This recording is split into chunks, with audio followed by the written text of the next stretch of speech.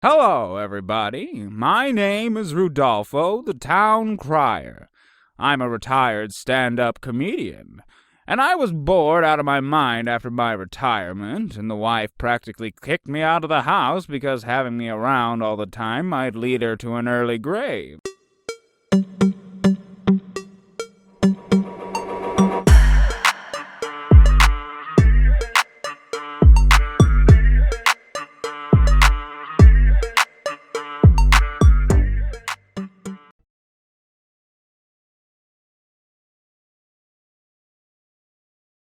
Since my retirement, each time somebody asks me what I did, I would often reply this way.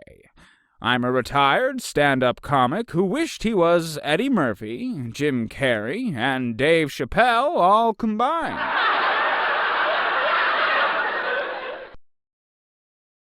Anyway, that was a long story, but I will give some of the reasons one of these days.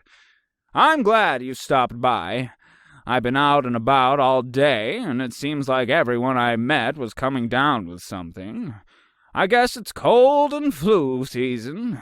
Soon thousands of people will have fever, causing chills and runny, watery eyes, or as I call it, getting in touch with your inner chihuahua.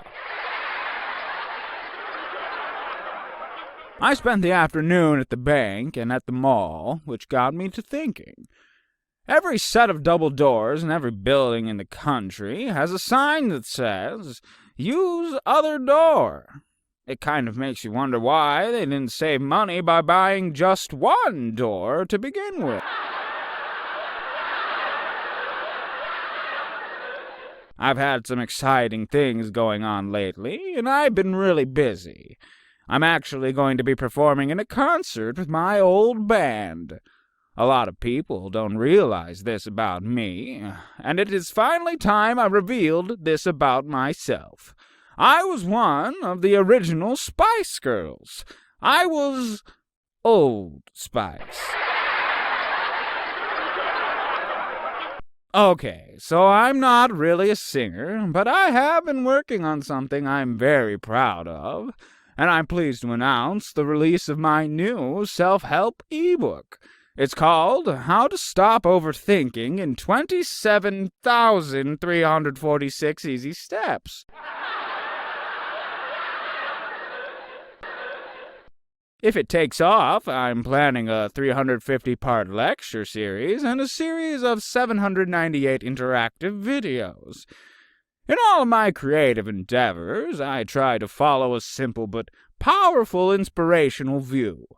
While life will often open a door for you leading to a new opportunity, only you can miss it by walking into the wrong door while texting. After a long day like today, it's nice to come home, watch TV, and have some dinner. I have to admit, I've been watching a lot more YouTube lately because TV can be so blah.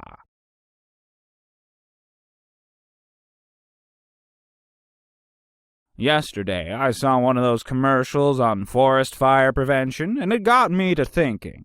If Smokey the Bear had mauled and eaten all those people in those forest fire commercials, instead of approaching them with a bucket of water and a stern look, we'd have less people willing to go traipsing through the woods and carelessly starting forest fires.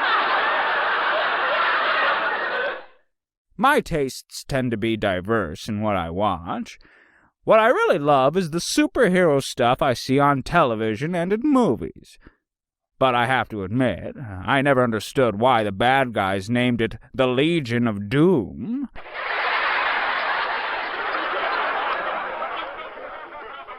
As far as arousing suspicions go, Ed's heating and air would have been way less obvious. Sometimes, though, I try and catch up on science news to stay informed. I saw a clip just yesterday that said that many amateur space enthusiasts were excited last month when what appeared to be a shoe was seen in a NASA rover photograph on Mars. That seemed a bit strange, but maybe it was a shoe. Personally, I think if it was a shoe, it must have belonged to a member of a wise and ancient race called the Cinderellians. People often ask me, why do you wish you were Eddie Murphy? Is it because he is black? I said no, but I would not mind being any color if God loves me. But seriously, though, who wouldn't want to be Eddie Murphy? The guy single-handedly saved Saturday Night Live. If it wasn't for him, we would have never known the likes of Mike Myers, Jimmy Fallon, or even Alec Baldwin. Thank you. This is Rudolpho, the town crier, saying good night and God bless. I love snacks. Actually, I love to snack on Twinkies. Every time I see those minion things from Despicable Me, I always end up craving Twinkie.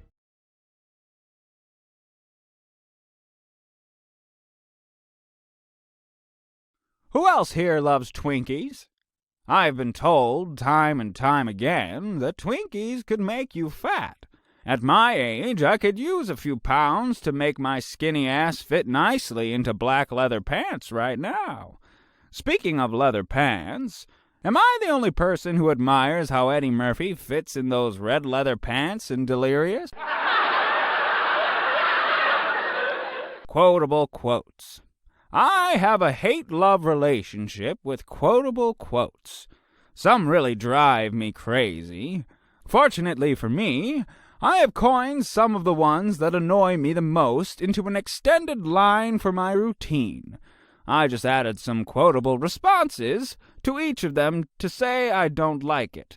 But if you're going to throw them my way, here, back at you. Here are a few examples. You will never know what another person feels until you've walked a mile in their shoes. And I said, it is only then you will truly understand what it is like to be chased by an angry man yelling, "Hey you! You stole my shoes!"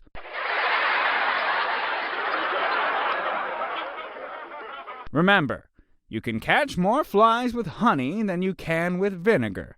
And I say, but you will also anger the bees.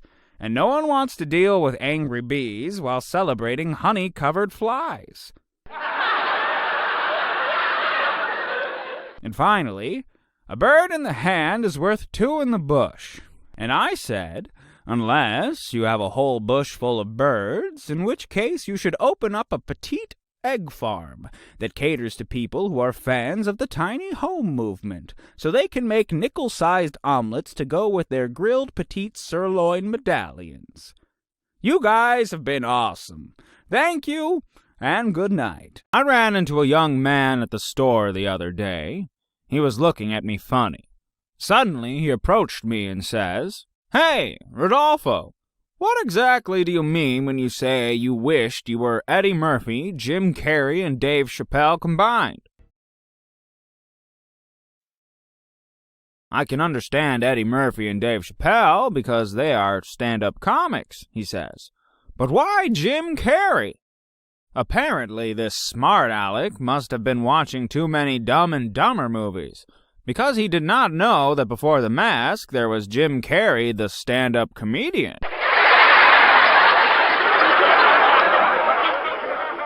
I love good food, but these days it can be too complicated and pretentious. Today, someone offered me a knish. I wasn't sure what that was, so I just gave them a blank stare in return. I wasn't sure if it was something I could eat, something I could discuss philosophically, or something I should report them to Human Resources for. It turns out it was a potato pastry thing.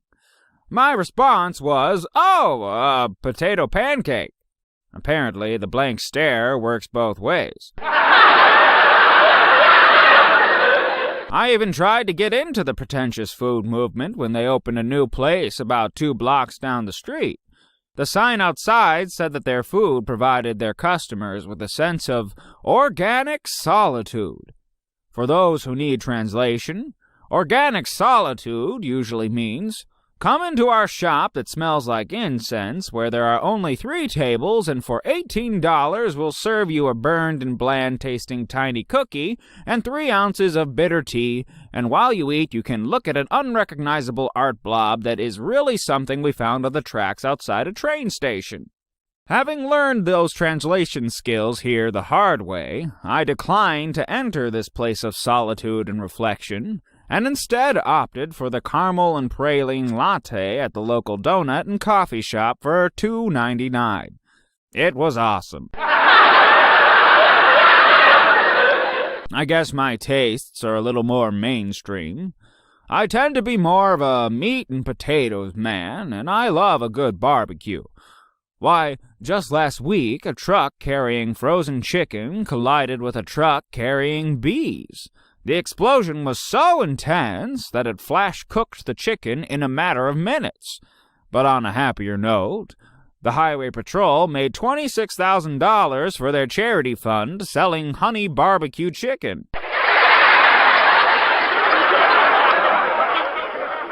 Most evenings, though, I'm happy with a frozen pizza at home watching television. And let's face it, cutting a $4 frozen pizza into 4 triangles is only a lie we tell ourselves, so we believe we can save slices for another day. It's really so we can handle it 1 slice at a time, because face it, we'd rather do the 4-slice lie than sit eating a whole pizza bite by bite, looking like we were devouring a manhole cover. Until next time. Gene Wilder was one of my favorite actors. His death was devastating to me. I miss you, Mr. Wilder. Or should I say, Mr. Jerome Sibberman. Goodbye, my friend. And since your passing, I can report that I have not seen any evil or heard any evil. It's great to see you again. I've been busy doing bills all day long, and I'm glad to see a friendly face. But boy, after paying bills each month, it would be great to win one of those multi-million-dollar lotteries. A guy in Michigan won $1 million in the lottery recently. When they interviewed him, he was quoted as saying, "My knees buckled and I fell to the floor." I'm sure his wife was standing there thinking, "Please let it be a heart attack. Please let it be a heart attack. Please let it be a heart attack." As I said earlier, there was a little bit of sad news recently, too. Gene Wilder, the actor who played Willy Wonka in Willy Wonka and the Chocolate Factory, passed away recently at age 83. He was one of my favorite actors. But I hear there was a lovely memorial service held at Wonka Chocolate Factory. Instead of flowers, the Oompa Loompas had asked everyone to send sprinkles. You know, there are some really unusual characters in the world these days. A Florida man's strange fascination with feet recently got him into trouble. He was arrested for the 2nd time for stealing a local cheerleader's socks. I'd say this probably marks the only time when putting someone in a 12-step program would have made it worse. Recently, an Ohio man with a concealed weapon accidentally shot himself in the leg when he was in the dentist's chair getting his teeth cleaned. I guess now we know what the dentist really means when he says, "You may feel a slight pinch." And you don't just find unusual characters here. A Russian driver recently bought 500,000 baseball bats to settle road disputes. I'm not sure what kind of road disputes require that much vengeance, but on the bright side, anyone who drives enough miles to need 500,000 baseball bats for road disputes must get some really cool perks from AAA. Well, I'm going to leave you with one of my modern-day inspirations. If life hands you lemons, make lemonade. But if life hands you a rattlesnake, I'm afraid you're on your own. Until next time.